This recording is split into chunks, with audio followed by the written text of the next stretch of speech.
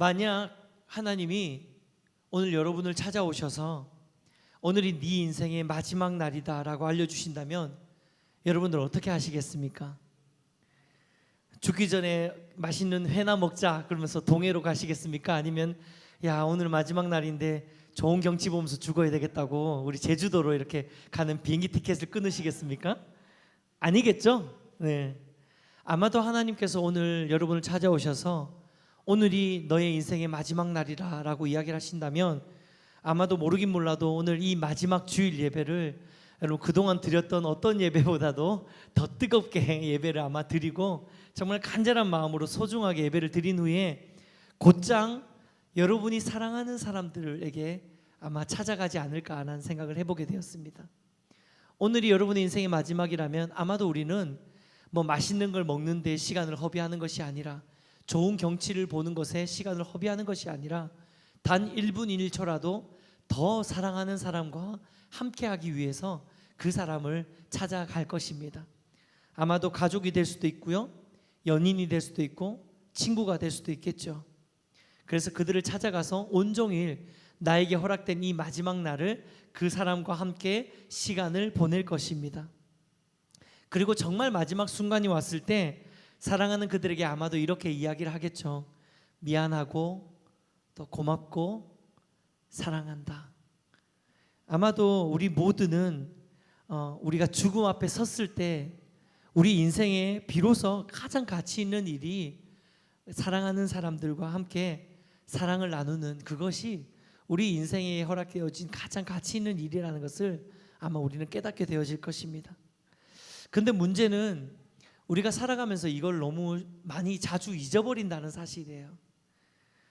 사랑하는 것도 사랑받는 것도 너무나도 미숙해서 자꾸만 내 마음과는 다르게 마치 고슴도치의 사랑처럼 이 가까이 가면 갈수록 내 안에 있는 이 가시로 서로 안에 있는 가시로 상대방을 아프게 하고 그렇게 찔러대면서 내 주변의 사람들에게 상처를 주고 또 상처를 받으면서 그렇게 살아가는 것이 우리의 인생의 연약함이 아닌가라고 생각해 보게 되었습니다. 돌이켜보면 우리가 지금껏 살아오면서 어떻게 사랑해야 되는지 또 어떻게 사랑받아야 되는지를 우리가 제대로 잘 배워보지 못한 것 같아요. 우리가 당신은 사랑받기 위해 태어난 사람이라고 그 주구장창 노래는 잘 부르지만 사실 정작 나 자신은 누구에게도 사랑받는 것도 또 누구를 사랑하는 것도 너무나도 힘들고 미숙한 것이 우리의 모습이 아닌가라는 생각을 해봅니다. 근데 곰곰이 생각해 보면요, 이것이 비단 우리 자신 안에만 있는 문제가 아님을 알게 됩니다. 많은 경우에 그것은 우리의 부모님 세대 또 그 부모님 세대부터 시작해서 우리의 삶까지 계속해서 길게 이어져 내려오는 좀 아픔의 고리가 아닐까라는 생각을 해봅니다.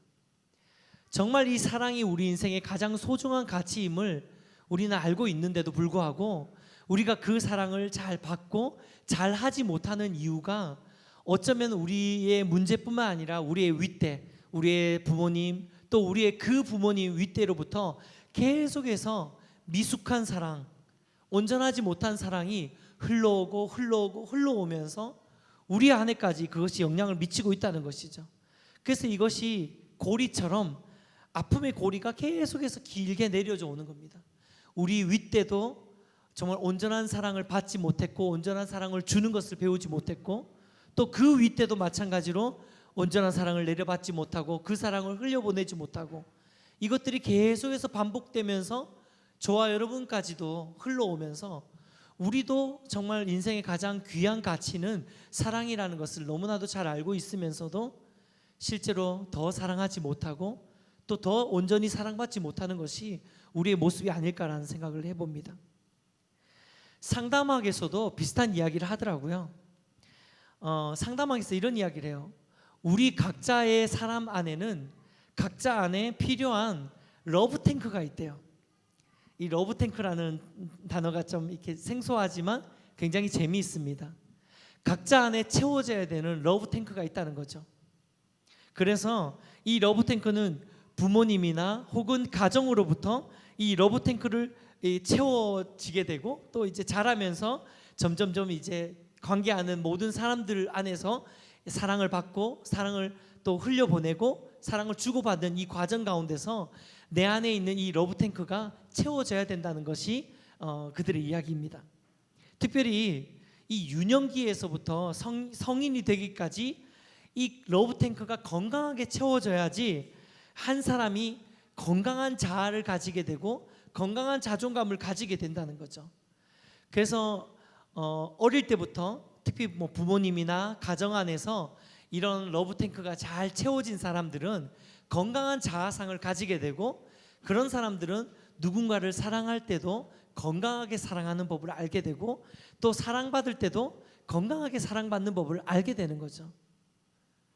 그런데 안타깝지만 이런 러브 탱크가 어릴 때부터 잘 충족되지 않는 사람들, 잘 채워지지 않는 사람들은 그가 성인이 되고 난 다음에도 누군가를 사랑할 때도 뭔가 왜곡된 방법으로 사랑이 흘러가게 되고, 또 누군가에게 사랑을 받을 때도 그것을 순전하게 받지 못하고 좀 오해하고 왜곡되고 좀 틀어진 상태로 이 온전한 사랑을 잘 받지 못하는 그런 일들이 일어나게 된다는 것입니다.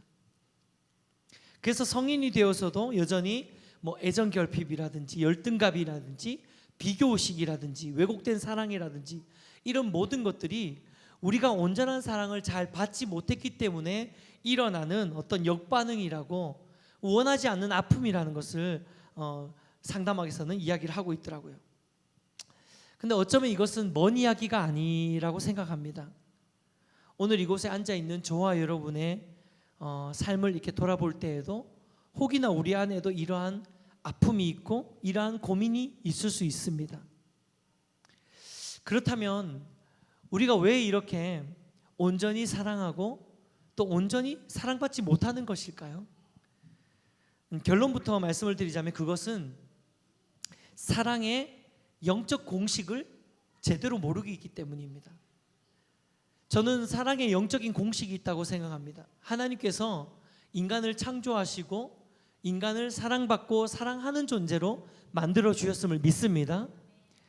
우리에게 정말 하나님께서 사랑받고 사랑을 줄 수 있는 존재로 만들어 주시면서 특별히 이 사랑의 영적인 공식을 우리 삶 가운데 심어 놓으셨다는 거예요. 근데 오늘 본문 요한 1서 마지막 5장 말씀인데요, 오늘 본문 말씀에서도 저는 이 사랑의 공식을 찾을 수 있다고 생각합니다. 오늘 본문을 다시 한번 보았으면 좋겠는데요, 오늘 5장은 요한 1서의 마지막 말씀인데 마지막 결론부와 같은 말씀이에요. 근데 이 5장의 시작되는 1절에서 3절 말씀도 역시나 우리가 지금까지 나누었던 것처럼 요한 1서 말씀 우리가 이야기하면서 계속 반복되어지는 두 가지 사랑을 이야기를 하고 있죠. 첫 번째는 뭐죠? 하나님을 사랑하는 것. 두 번째는 내 이웃을 내 몸과 같이 사랑하는, 이 두 가지 사랑을 요한 1서 1장부터 계속해서 이야기를 하면서 오늘 본문의 요한 1서 5장의 마지막에 결론과 같은 이 5장 말씀을 시작하면서도 사도 요한이 오늘 1절에서 3절까지 이 두 가지 사랑을 또 반복해서 이야기를 하고 있어요. 하나님을 사랑하는 것과 내 이웃을 사랑하는 이 두 가지의 사랑을 이야기를 하고 있다는 거죠. 어떤 의미에서 사도 요한은 이 두 가지의 본질적인 사랑을 귀가 아플 정도로 계속해서 우리에게 반복해서 이야기하고 있는 이유가 뭐냐면, 이것은 요한 자신이 자신의 인생 전체를 통틀어서 발견한 가장 중요한 인생의 가치이고 가장 중요한 인생의 진리였기 때문에 사도 요한이 자신의 서신을 통해서 이렇게 끊임없이 이 사랑에 대해서 이야기를 하고 있다는 것을 우리는 알게 됩니다. 여러분, 사도 요한이 어떤 사람이었습니까? 사도 요한은요, 우리가 알다시피 예수님의 제자였어요. 그리고 예수님의 다른 제자였던 야고보와 형제였습니다. 그래서 야고보와 요한이 한 형제였거든요. 근데 젊은 시절에 이 야고보와 요한은 예수님으로부터 보아너게라는 이 별명을 얻을 만큼, 이 보아너게라는 뜻이 뭐냐면 우레와 천둥의 아들, 그러니까 막 우레라는 게 천둥 치는 아들, 그러니까 뭔가 이렇게 좀 과격했겠죠. 꽝 하고 천국이 치듯이 이 야고보와 요한도 뭔가 좀 욱했던 성질이 있었던 것 같아요. 그러니까 뭐 이렇게 생활하다 보면 이제 예수님이 12제자와 함께 생활하다 보면 12제자의 어떤 성향들이나 성품이나 기질을 다 알게 되잖아요. 근데 이 예수님이 야고보와 요한 이 두 형제에게 너네는 보아너게다 라고 별명을 지어줬다는 거예요. 우레의 아들, 천둥의 아들. 아마도 뭐 버럭버럭을 잘했겠죠. 뭐 예수님에게 버럭하진 않았겠지만 제자들 사이에서 제자들끼리 서로 생활하면서 뭐 이런 생활하다가 야 너 뭐 왜 이래 이러고 막 이렇게 아마 버럭을 많이 했을 것 같아요. 그래서 예수님이 야고보와 요한에게 보아너게 천둥의 아들이라는 별명을 지어줄 정도로 성격이 불같고 과격한 사람이 바로 야고보와 요한이었습니다. 보통 다혈질, 욱하는 성격 이러면은 우리가 베드로를 생각하기 쉬운데 사실 베드로보다 어떤 의미에서 더 다혈질 기질을 가지고 있었던 사람이 바로 야고보와 요한이 아니었을까라는 생각을 해봅니다. 근데 재밌는 사실은 뭐냐면요, 이 요한이 바로 우레의 아들, 천둥의 아들이라는 별명을 가졌던 이 요한이 인생의 마지막 말년에는 이 초대교회 안에서 이 사도 요한이 사랑의 사도라는 별칭을 얻었던 사람이라는 사실을 여러분 혹시 알고 계십니까? 초대교회에서 사도 요한을 불렀을 때는 사랑의 사도라고 이야기를 했다는 거예요. 야, 이게 잘 매칭이 됩니까? 우레의 아들, 천둥의 아들, 버럭하는 사람, 다혈질, 과격한 사람, 그런 사람이었는데 어느 순간 인생의 끝에 끝자락에는 사랑의 사도가 되어 있다는 거예요. 뿐만 아니라 사도 요한은 이 요한복음부터 시작해가지고 요한 서신을 기록하면서 정말 다른 어떤 신약의 성경책보다 더 많이 사랑에 대해서 강조하고 또 온통 따뜻한 사랑으로 가득 채운 요한 서신을 기록하고 있다는 것은 정말 놀라운 사실이 아닐 수 없습니다. 여러분, 사도 요한이 이렇게 그 우레의 아들이었다가 사랑의 사도가 된 이유는 저는 생각했을 때 사도 요한의 인생 가운데서 그가 이 사랑의 가치를 발견했기 때문이라고 생각합니다. 여러분, 혹시 사도 요한이 예수님의 12제자 중에서 유일하게 순교하지 않고 가장 오래까지 생존한 사람이라는 사실을 알고 계신가요? 그럼 잘 모르셨죠?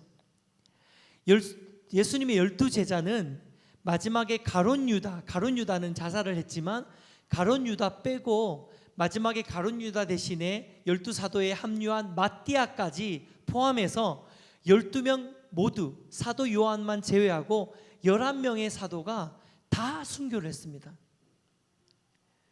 볼까요? 한번. 사도 요한의 형제였던 야고보는 가장 사도 중에 최초로 순교를 했어요. 목이 잘려서 순교를 했고요. 그런 다음에 베드로는 우리가 잘 알듯이 십자가에 거꾸로 매달아서 순교를 했고, 안드레는 그냥 십자가가 아니고 X자의 십자가에 매달려서 순교를 했습니다. 다데오는 페르시아에서 도끼에 찍혀서 순교를 했고요. 빌립은 채찍을 맞은 후에 십자가에 달려 순교를 했습니다. 시몬은 거꾸로 매달린 후에 톱으로 잘려서 순교를 했어요. 바돌로메는 산채로 피부가 벗겨진 후에 십자가에 매달려서 목이 잘려 순교를 했고요. 마태는 창에 찔려서 순교를 했습니다. 알페오의 아들 야고보는 성전 꼭대기에서 밀어뜨려서 떨어졌는데 떨어진 다음에도 죽지 않으니까 그를 돌로 쳐서 순교를 했습니다. 도마도 창에 찔려서 순교를 했고요. 마띠아도 돌에 맞아서 순교를 했어요. 여러분 처음 들으셨죠? 예수님의 11제자가 사도 요한을 제외하고 다 순교를 했어요. 근데 이 순교한 소식이 초대교회뿐만 아니라 누구에게도 들려졌을까요? 사도 요한에게 들려졌다는 거예요. 자신의 형제인 야고보가 죽었을 때도 사도 요한은 그 소식을 들었고, 자신의 형벌이었던 첫 사도 수제자였던 베드로가 죽을 때도 그 소식이 들려졌을 거고요.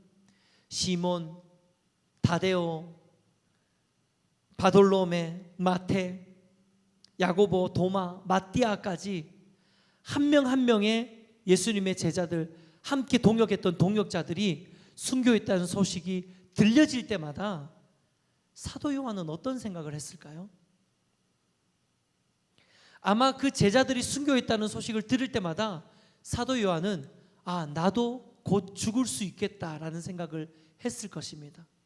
인생의 마지막 순간에 대해서 계속해서 인생 전체를 통해서 사도 요한은 묵상하고 또 묵상했을 것이라는 거죠.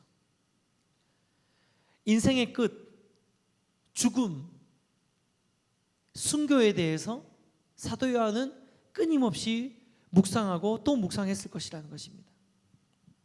저도 심장 수술을 받고 난 다음에 죽다가 살아나고 선물로 하나님께서 주신 인생을 다시 한번 이렇게 살게 되고 나니까요, 제가 이게 죽음을 한번 경험하고 나니까 그 다음부터 어떤 일이 일어나냐면, 제가 어떤 사역을 하고 어떤 영향을 미칠지에 대해서 거기에 많이 몰입하는 게 아니라, 내가 삶에서 막 뭐를 만들고 뭐 어떤 일을 행하고 그거에 저의 마음이 가 있는 것이 아니라, 내가 하나님을 더 사랑하는 것에 대해서, 그리고 내가 내 가족들, 내 이웃들, 내 사랑하는 사람들을 더 사랑해야 되겠다라는 생각들, 그런 결단들을 하게 되더라고요.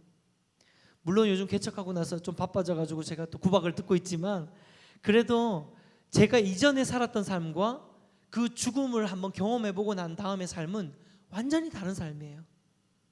계속해서 이 삶과 죽음을 묵상하고 죽음 이후의 삶을 생각하고 그러다 보니까 제 마음과 제 포커스가, 인생의 어떤 가치가 더 사랑하는 것에 맞춰지더라고요. 아마도 사도 요한이 그의 인생 전체를 통틀어서 끊임없이 이 죽음에 대해서 묵상하고 인생의 마지막에 대해서 묵상하면서 그가 내린 최고의 인생의 가치는 사랑하는 것이 아니었을까? 하나님을 사랑하고 내 이웃을 내 몸과 같이 사랑하는 예수님께서 명령하신 이 세 계명이 그의 마음 안에, 그의 인생 안에는 뿌리 깊게 박혀지면서, 왜 예수님께서 세 계명을 우리에게 주셨는지, 그 예수님께서 세 계명을 우리에게 주신 그 이유를 사도 요한은 그의 인생 전체를 통해서 아마 깨닫게 되었을 것입니다. 그래서 그가 기록한 요한복음과 요한서신 곳곳에는 이 사랑이 어떤 성경보다도 더 많이 녹아져 있는 것입니다.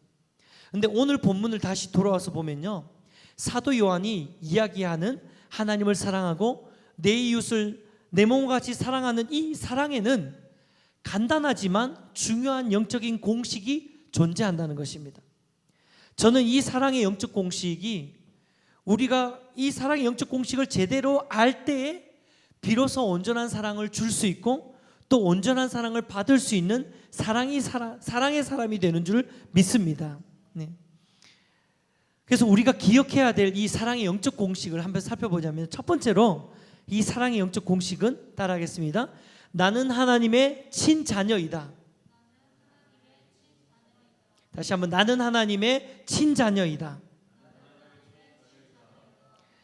여러분, 잘 사랑하고 잘 사랑받지 못하는 사람들의 많은 경우는 자기 자신부터 스스로 사랑하지 못하는 경우가 너무 많이 있어요. 때때로 자신이 가지고 있는 장점과 가치에 비해 너무나도 낮은 자존감과 또 자기 비하에 사로잡혀 있는 사람들을 만날 때가 있습니다. 그럴 때면 참 안타까운 생각이 들어요. 너무 가치 있고 너무 장점이 많은데도 불구하고 항상 낮은 모습이고 항상 자존감이 낮아져 있고 항상 자기 비하에 사로잡혀 있는 사람들이 너무나도 많이 있다는 거예요. 옆에서 아무리 그 사람에게 너는 정말 멋지고 아름다운 사람이야, 당신은 정말 멋진 존재입니다, 당신 정말 아름답습니다, 당신은 정말 존귀한 사람이다 라고 아무리 칭찬을 해줘도 도무지 스스로 인정하지 않고 자기 자신의 모습을, 자기 자신의 존재를 초라하게 여기는 경우가 너무나도 많이 있다는 거죠. 이것은 결국 정체성의 문제입니다. 우리가 잘 아는 시 있죠. 김춘수의 꽃이라는 시가 있습니다. 이 시의 앞구절을 잠깐 한번 보았으면 좋겠는데요, 함께 보겠습니다. 내가 그의 이름을 불러주기 전에는 그는 다만 하나의 몸짓에 지나지 않았다. 내가 그의 이름을 불러주었을 때 그는 나에게로 와서 꽃이 되었다. 이 식구 정말 한두 번은 아마 들어보셨던 유명한 식구였을 것입니다. 이 시가 이야기하는 것은 결국 뭐냐면요, 진실한 사랑의 시작은 자기 존재를 깨닫는 것에서부터 시작되어진다는 것입니다. 나의 존재가 어떠한 존재인지, 나의 존재의 가치가 어떤 존재인지를 깨닫는 그 순간부터 진짜 내 존재의 가치가 드러나게 되고, 진짜 내 존재를 통해서, 나의 인생을 통해, 나의 삶을 통해서 온전한 사랑이 흘러갈 수 있고 온전한 사랑을 받을 수 있는 존재가, 그런 가치 있는 존재가 되어진다는 사실입니다. 내가 얼마나 소중한 존재인지를 깨닫는 그 순간부터 비로소 그 사람의 삶을 통해서 사랑의 역사가 일어나게 되는 줄 믿습니다. 할렐루야. 저는 저와 여러분의 삶이 바로 이러한 삶이 되기를 소망합니다. 우리 스스로의 존재가 무가치하고 무의미하다고 여겨지는 그런 존재가 아니라, 우리가 어떠한 존재인지를, 얼마나 가치 있고 얼마나 소중한 존재인지를 발견할 때에 우리의 삶을 통해서 사랑이 흘러가고 온전한 사랑을 받아줄 수 있는 그런 가치 있는 존재가 되시는 저와 여러분 되시기를 축복해 드립니다. 그래서 우리는 무엇보다도 우리 자신이 어떤 존재인지를 알아야 됩니다.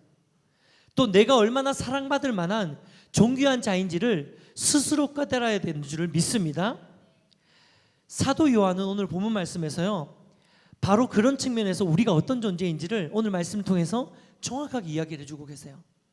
본문 1절의 상반절 말씀 같이 한번 읽어보겠습니다. 시작.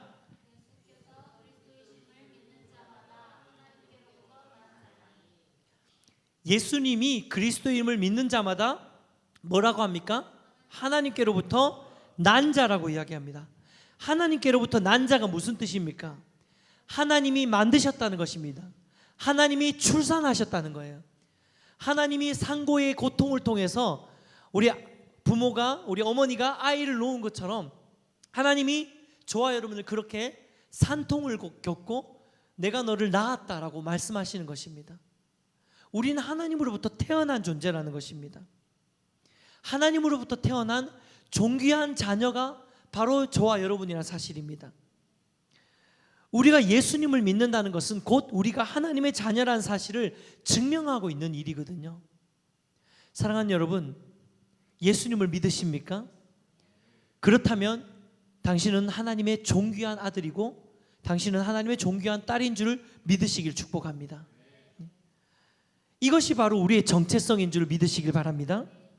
예수님을 낳으신 하나님, 예수님을 낳으신 하나님이 바로 저와 여러분도 낳았다는 사실을 우리가 믿음으로 붙들기를 축복합니다. 근데 이 사실 놀라운 진리를 포함하고 있어요. 그건 뭐냐면 예수님을 낳으신 하나님이 저와 여러분을 낳았기 때문에 예수님과 우리는 뭐라는 사실입니까? 형제라는 사실이에요. 할렐루야. 네. 우리가 예수님과 한 형제고 한 자매가 되었다는 것입니다. 그래서 사복음서에도 보면요, 예수님께서 그런 이야기를 하잖아요. 하나님 뜻대로 행하는 자가 나의 형제고 나의 자매다. 하나님 말씀을 지키는 자가 나의 형제고 나의 자매다. 우리가 하나님 말씀을 믿고 그 하나님 말씀을 붙들 때 우리가 예수 그리스도의 형제가 되고 예수 그리스도의 자매가 되고 하나님은 우리의 아버지가 되고 우리는 하나님의 아들, 하나님의 딸이 되는 존귀한 존재가 된다는 사실을 여러분 기억하시기를 축복합니다. 이 영적인 존재, 이 영적인 정체성이 회복되어질 때에 비로소 우리 삶에 온전한 사랑을 줄 수 있고 온전한 사랑을 받을 수 있는 존재가 되어지는 줄 믿으시기를 축복합니다. 이 정체성이 무너져 있을 때에는 결코 우리 삶을 통해서 온전한 사랑이 흘러갈 수도 온전한 사랑을 받을 수도 없습니다. 아무리 온전한 사랑을 그 사람에게 부어준다 하더라도 이미 정체성이 무너져 있는 사람, 회복되지 않는 사람은 이 사랑을 왜곡되게 받아줄 수밖에 없는 거예요. 그리고 그러한 사람으로부터 나아가는 사랑도 왜곡된 사랑이 나갈 수밖에 없는 것입니다. 그래서 우리가 온전히 사랑하고 온전히 사랑받기 위해서는 우리가 하나님의 자녀라는 이 영적인 존재의 정체성이 반드시 회복되어야 되는 줄 믿습니다. 저와 여러분이 이러한 정체성이 회복되어져서 온전한 사랑을 주고받을 수 있는 자가 되기를 축복합니다. 두 번째로 우리가 기억해야 될 사랑의 영적 공식 두 번째는요, 따라하겠습니다. 모든 사랑의 중심은 하나님 사랑이다.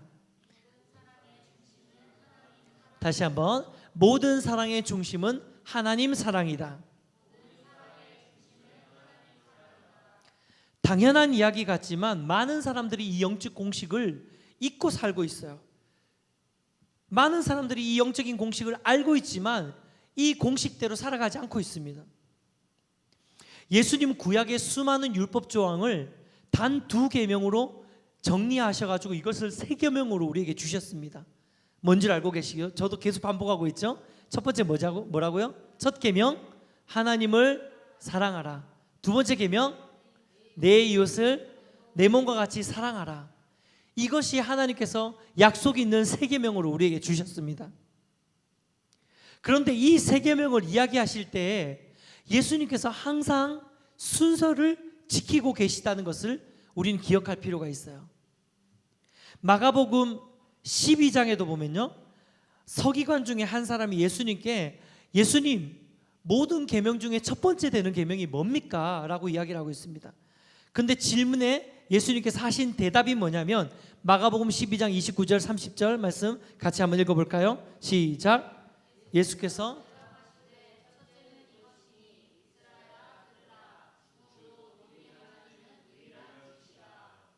그 다음, 내 마음을 다하고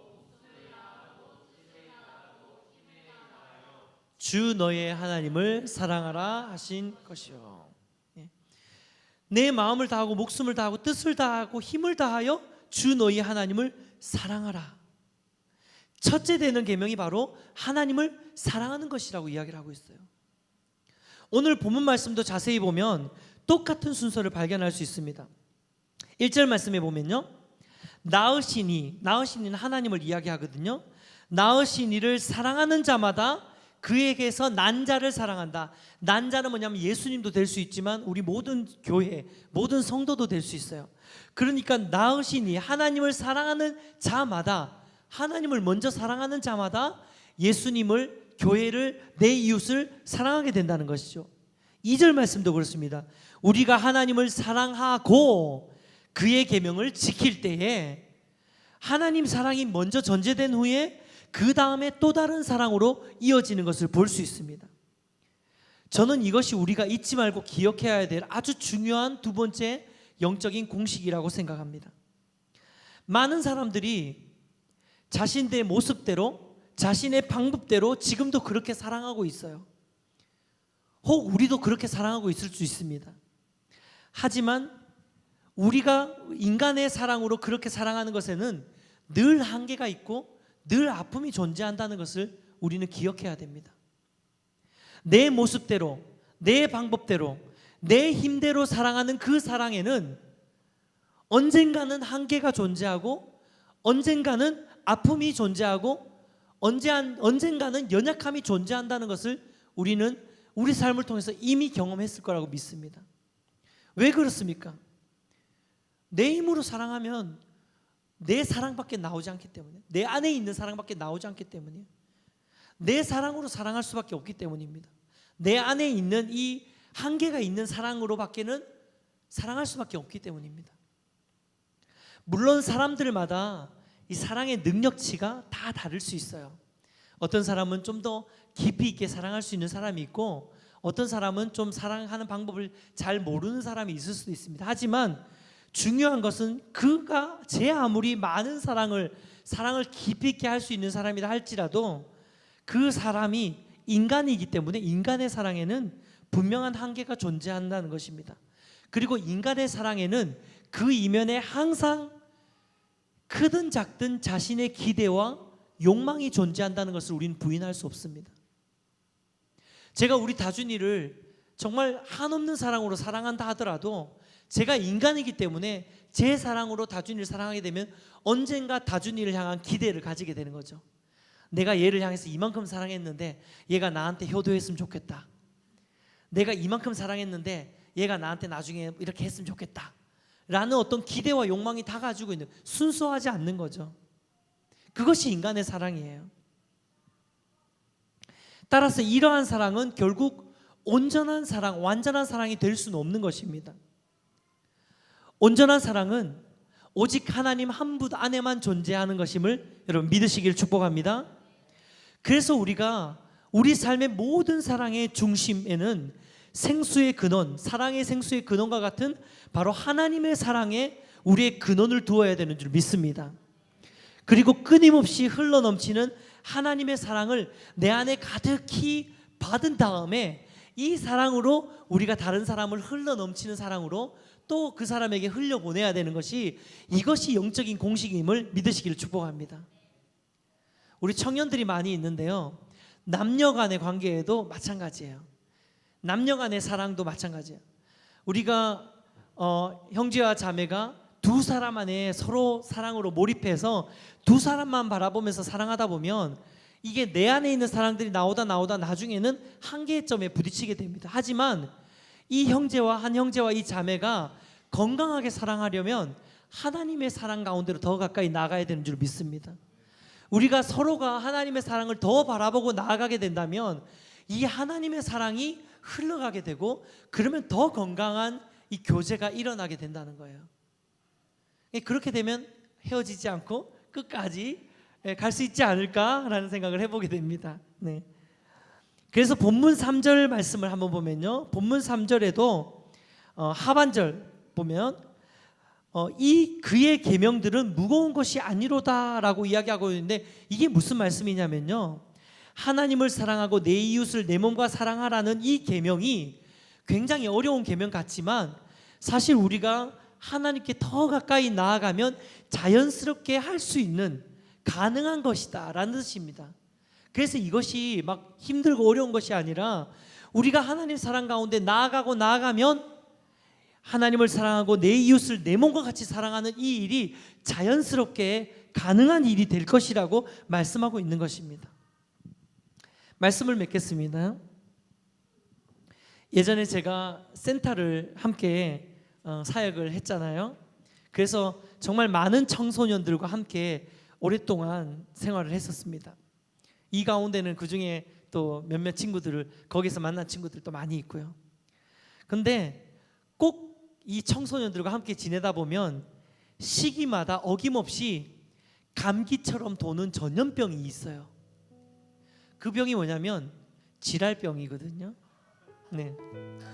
시기마다 도는 질알병이 있어요. 꼭 한 사람씩 돌아가면서 이 병을 앓더라고요. 한 명이 이 병이 끝날 쯤 되면 그 다음 사람이 또 이 병을 앓아요. 이 병이 끝날 때쯤 되면 또 다른 애가 이 병을 앓아요. 전염병처럼 흘러가는 병이 있습니다. 근데 가끔씩 그렇게 난리치는 아이들을 보잖아요. 얘들 앉아있는 우리 예찬이, 재정이, 태원이 다 그 병을 한 번씩 다 겪었거든요. 근데 얘네들이 그런 병을 이렇게 겪을 때마다, 그런 일들을 지날 때마다, 한 번씩 그렇게 막 난리를 칠 때마다 저와 저희 아내가 늘 집에서 이런 이야기를 나누었어요. 아, 쟤는 지금 날 좀 사랑해 달라고 발악을 하고 있는 거구나.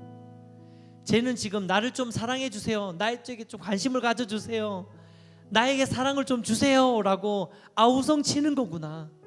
그런 이야기를 저는 아내와 함께 많이 나누었거든요. 여러분, 어느 누구든 우리 모두 안에는 잘 사랑하고 싶은 마음이 있습니다. 그리고 잘 사랑받고 싶은 마음이 있습니다. 여러분 어떠세요? 여러분도 똑같잖아요. 누구든 우리는 잘 사랑하고 싶고 잘 사랑받고 싶은 그런 간절한 마음을 가지고 있습니다. 근데 여러분, 정말 잘 사랑하고 싶습니까? 잘 사랑받고 싶습니까? 그렇다면 우리가 이 사랑의 영적 공식 두 가지를 반드시 기억해야 됩니다. 내가 하나님의 존귀한 자녀임을 먼저 깨닫는 것, 하나님이 내 아버지임을 먼저 깨닫는 것, 그래서 내가 정말 존귀한 사람이라는 이 가치와 존재의 가치를 깨달을 때 비로소 나의 삶을 통해서 온전한 사랑이 흘러갈 수 있음을 여러분 기억하셔야 됩니다. 내가 존귀한 하나님의 자녀라는 사실을 깨달을 때 비로소 내게 오는 그 사랑을 순전함으로 받을 수 있다는 사실을 우린 기억해야 됩니다.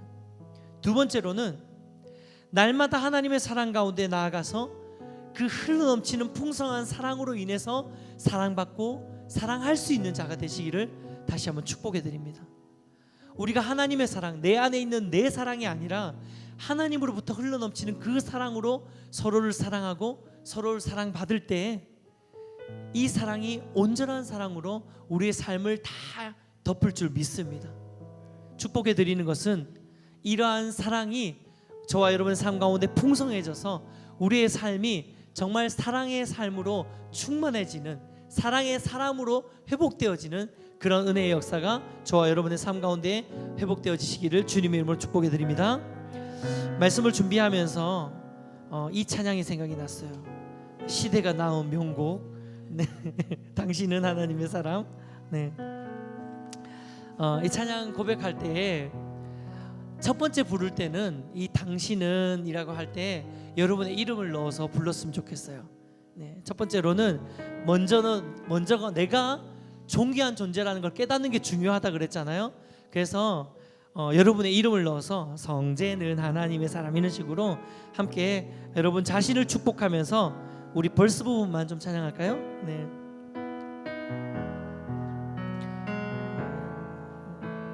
성재는 하나님의 사랑,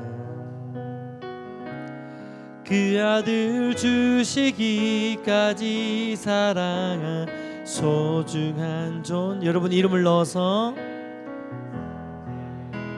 그 삶을 통하여 주님의 사랑 세상이, 다시 한번 여러분의 이름을 넣어서 누구누구는 하나님의 사람, 성재는 하나님의 사랑, 그 아들 주시기까지 사랑한 소중한 존재, 성재의 그 삶을 통하여 주님의 사랑 세상이 알리. 이번에는요, 우리 옆에 있는 분들을 좀 축복했으면 좋겠습니다. 옆에 다른 분들이 없다면 우리 앞뒤로 이렇게 손을 뻗쳐서 이렇게 사랑의 마음을 이렇게 좀 이렇게 흘려보내면서 옆에 있는 분들을 향해서, 옆에 누군가 계시다면 이렇게 손을 좀 잡아줘도 되고요. 이름을 알면 이름을 불러가면서 누구누구는 하나님의 사람, 이름을 저기 멀리 계신 분에게는 당신은 하나님의 사람, 그렇게 좀 축복했으면 좋겠습니다. 시작. 당신은 하나님의 사랑, 그 아들 주시기까지, 그 아들 주시기까지 사랑한 소중한 존재, 당신의 그 삶을 통하여 주님의 사랑 세상이. 우리 다시 한번 다른 분들 향해 당신은 하나님의 사랑, 우리 앞뒤로 당신은 하나님의 사랑, 그 아들 주시기까지, 그 아들 주시기까지 사랑한 소중한 존재, 당신의 그 삶을 통하여 주님의 사랑 세상이 알리, 주님의 사랑 세상이 알리. 아멘. 이 시간 우리 함께 두 가지를 기도했으면 좋겠습니다. 첫 번째는 하나님, 내가 존귀한 하나님의 자녀임을 알게 하여 주시옵소서. 다시 한번 그 하나님의 자녀인 이 존재, 이 정체성이 내 안에 무너져 있다면 회복되게 하여 주시옵소서. 두 번째로는 우리 공동체 한 사람 한 사람을 위해서 좀 축복했으면 좋겠습니다. 하나님, 우리 공동체 안에 혹이나 아직까지 무너져 있는 사람들이 있다면 하나님 회복시켜 주시옵소서. 하나님의 존귀한 사랑이 흘러가게 하시고, 또 하나님의 사랑이 우리 공동체 가운데 충만해서 우리 공동체가 사랑을 주고받는, 온전한 사랑을 주고받는 공동체 되게 하여 주시옵소서. 함께 우리 합심해서 기도했으면 좋겠습니다. 기도하겠습니다. 아버지 하나님, 감사합니다. 하나님, 오늘도 우리 가운데 하나님 말씀하여 주신 것 감사합니다. 하나님, 존귀한 하나님, 주님의 자녀로서